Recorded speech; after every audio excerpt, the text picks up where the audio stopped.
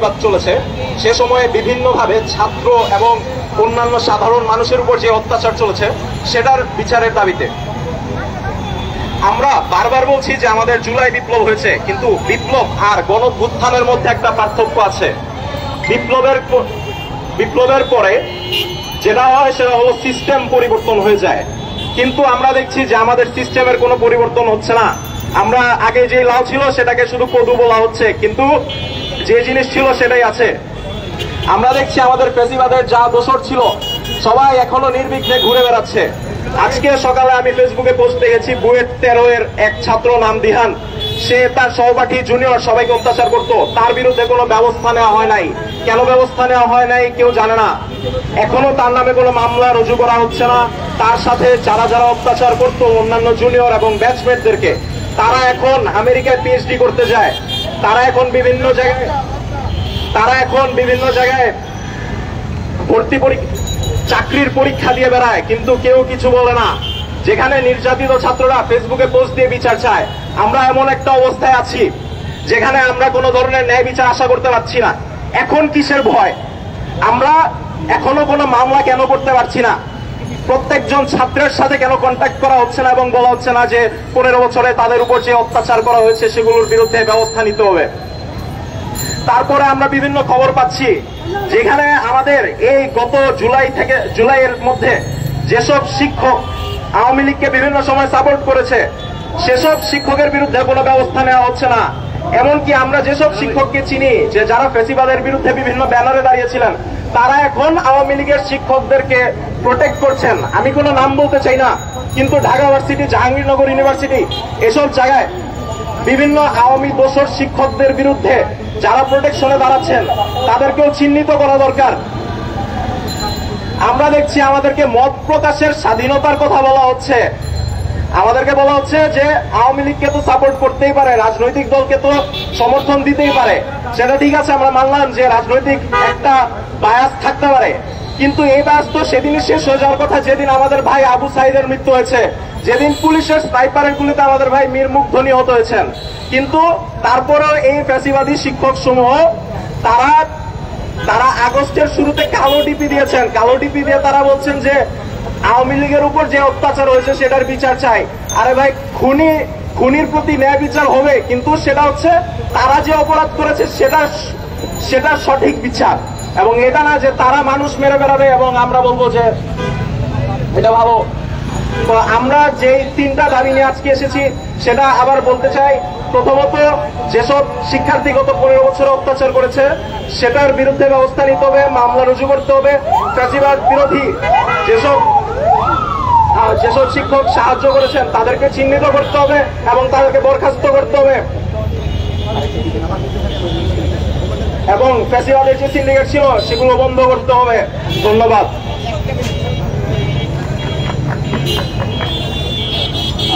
এখন আমি আরিফুল ইসলাম বিজয়, আইন বিভাগ 18 সেশন, তাকে বক্তব্য দেওয়ার জন্য অনুরোধ করছি।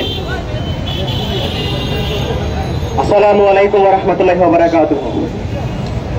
বাংলাদেশ ছাত্রলীগ, যদিও ছাত্রলীগ নামটার সাথে ছাত্র শব্দটা জড়িত, কিন্তু তারা যে সমস্ত কাজ এই ক্যাম্পাসে সারা দেশে ঘটিয়েছে প্রত্যেকটি কাজে ছাত্রদের বিরুদ্ধে, শিক্ষার্থী বান্ধব নয়, শিক্ষার্থী বিরোধী কাজ তারা ঘটিয়েছে। আমরা আমাদের সর্বশেষ যে আন্দোলন ছিল জুলাই বিপ্লব, এই জুলাই বিপ্লব আমরা দেখেছি তারা ক্যাম্পাসে 15 জুলাইয়ে আমার ভাই এবং বোনদের উপরে যে নির্যাতন চালিয়েছে তা পাকিস্তানি হানাদার বাহিনীর নির্যাতনকে অনেকাংশে হার মানায়। মেয়েদের উপর যেভাবে নৃশংস তারা হামলা চালিয়েছে, আমার মনে হয় না এটা কোনোভাবে পাকিস্তানি হানাদার বাহিনীর গণহত্যা থেকে কম। আমরা আজকে এখানে যে দাবিগুলো নিয়ে এসেছি তা হচ্ছে প্রত্যেকটা হামলাকারীর বিচার নিশ্চিত করতে হবে। আমরা দেখতে পাচ্ছি প্রতিটা হামলাকারী, ছাত্রলীগের প্রতিটা সন্ত্রাসী নির্বিঘ্নে ঘুরে বেড়াচ্ছে। কেন? কারণ এখনো তাদের বিরুদ্ধে কোনো আমরা দৃষ্টান্তমূলক ব্যবস্থা দেখতে পাইনি বিশ্ববিদ্যালয় কর্তৃপক্ষের কাছ থেকে।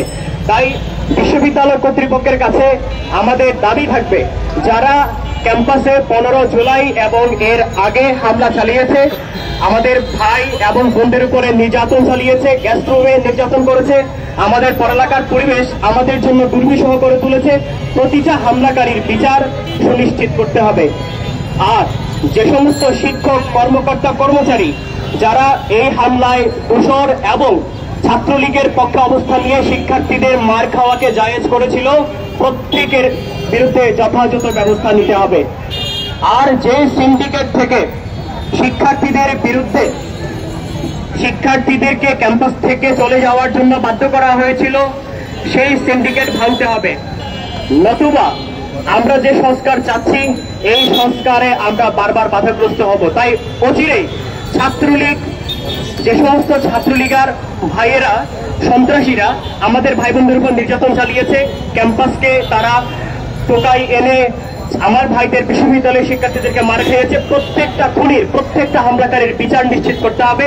আমরা ইনশাল্লাহ প্রত্যেকের বিচার আমরা দেখতে চাই, আমরা দৃষ্টান্তমূলক তাদের শাস্তি আমরা দেখতে চাই। আসসালামু আলাইকুম।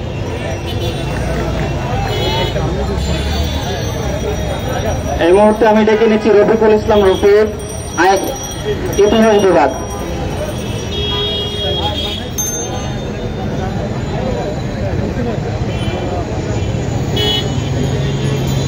সুপ্রিয় উপস্থিতি, আপনারা যারা এখানে উপস্থিত হয়েছেন নিশ্চয়ই অবগত আছেন এবং আপনারা বিগত ফ্যাসিস্ট সরকারের সর্বশেষ যে স্টেজটা ছিল, সেই স্টেজে তাদের যে হামলা, তাদের যে অত্যাচার, তাদের যে নিপীড়ন, তাদের নিপীড়নের একমাত্র টার্গেট ছিল প্রথম অবস্থায় সাধারণ শিক্ষার্থীরা। সাধারণ শিক্ষার্থীকে যখন মারতে মারতে একদম দেয়ালে পিঠ ঠেকিয়ে দেয়, তার পরবর্তীতে এসে তারা সাধারণ জনতাকে টার্গেট করে। আপনারা জানেন সাধারণ জনতাকে ওরা কেন টার্গেট করে? তাদের একমাত্র উদ্দেশ্যই ছিল ছাত্রদেরকে যারা ছায়া দিচ্ছিল, ওই ছায়াটা পর্যন্ত তারা নষ্ট করতে চেয়েছিল। আর এখানে একটা গুরুত্বপূর্ণ ব্যাপার, আমরা চাই বিপ্লব পরবর্তী সময়ে খুব সুন্দর একটা পরিবেশ।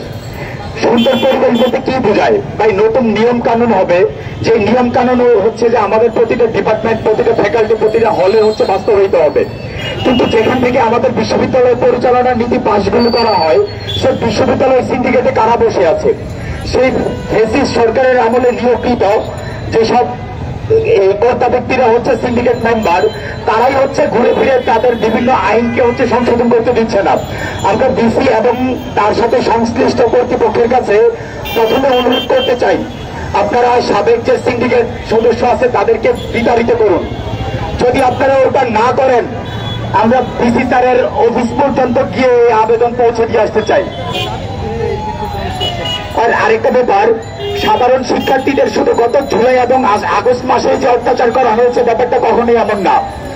বিগত 9 সালের পর থেকে আসার পর আপনারা জানেন, গ্যাস্ট্রুম খুব সুন্দর একটা শব্দ।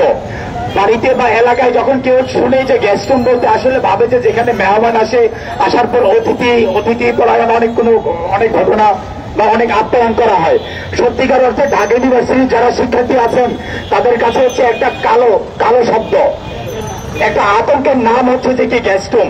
এই গ্যাস্ট্রুমের কালচার চালু করে ঢাকা ইউনিভার্সিটি এবং অন্যান্য পাবলিক ইউনিভার্সিটিগুলোতে যে অত্যাচারের ভূতির কালচার চালু করেছিল যেসব সন্ত্রাসীরা, সেসব সন্ত্রাসীদের বিরুদ্ধে বিশ্ববিদ্যালয়ের প্রশাসন ব্যবস্থা নেওয়া লাগবে। যদি না নেয়, আমরা আমরা মধ্যস্থির দেখতে চাই না।